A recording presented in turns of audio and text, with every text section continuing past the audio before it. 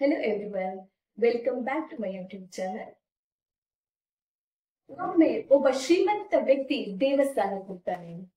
ದೇವಸ್ಥಾನದಲ್ಲಿ ಒಬ್ಬ ಸಾಧು ಮಹಾರಾಜ್ ಶ್ರೀಮಂತ ವ್ಯಕ್ತಿಯನ್ನ ನೋಡಿ ಹೇಳ್ತಾರೆ, ನಿಮ್ಮ ಹತ್ರ ಸಾಕಷ್ಟು ಹಣ ಇದೆ ಅಲ್ವಾ, ಇದರಿಂದ ಸ್ವಲ್ಪ ದಾನ ಧರ್ಮ ಮಾಡಿ ಪುಣ್ಯ ಸಂಪಾದನೆ ಮಾಡ್ಕೊಳ್ಳಿ. ನೀವು ಸತ್ತಾಗ ಇದನ್ನ ತೆಗೆದುಕೊಂಡು ಹೋಗ್ಲಿಕ್ಕೆ ಆಗೋದಿಲ್ಲ.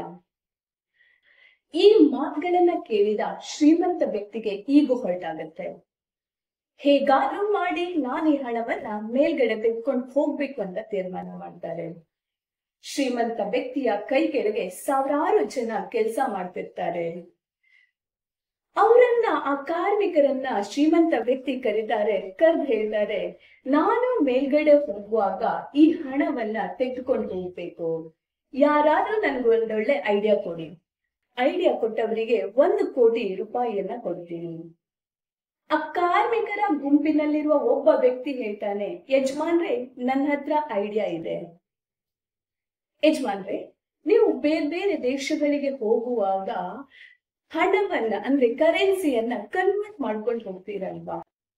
ಹೌದು, ನಾನು ಅಮೆರಿಕಕ್ಕೆ ಹೋಗುವಾಗ ಡಾಲರ್ ಆಗಿ ಕನ್ವರ್ಟ್ ಮಾಡ್ಕೊಳ್ತೀನಿ. ಲಂಡನ್ಗೆ ಹೋಗುವಾಗ ನಾನು ಪೌಂಡ್ಸ್ ಆಗಿ ಕನ್ವರ್ಟ್ ಮಾಡ್ಕೊಳ್ತೀನಿ. ಯಜಮಾನ್ರೆ, ಮೇಲೆ ಹೋಗುವಾಗ ಕೂಡ ನೀವು ಹಣವನ್ನ ಕನ್ವರ್ಟ್ ಮಾಡ್ಕೊಂಡು ಹೋಗ್ಬೋದು, ಅದಕ್ಕೆ ಪುಣ್ಯ ಅಂತ ಹೇಳ್ತಾರೆ. ಹೌದು, ಎಷ್ಟು ಸುಂದರವಾಗಿದೆ ಅಲ್ವಾ ಈ ವ್ಯಾಖ್ಯಾನ.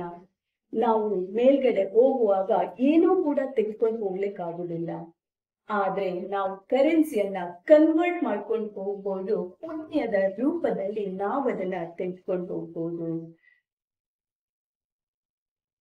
ಹಾಗಾಗಿ ಎಷ್ಟು ಪುಣ್ಯವನ್ನ ನಾವು ಸಂಪಾದನೆ ಮಾಡ್ತೀವೋ ಅಷ್ಟು ನಾವು ಪುಣ್ಯವನ್ನ ಮೇಲಕ್ಕೆ ತೆಗೆದುಕೊಂಡು ಹೋಗ್ಬೋದು.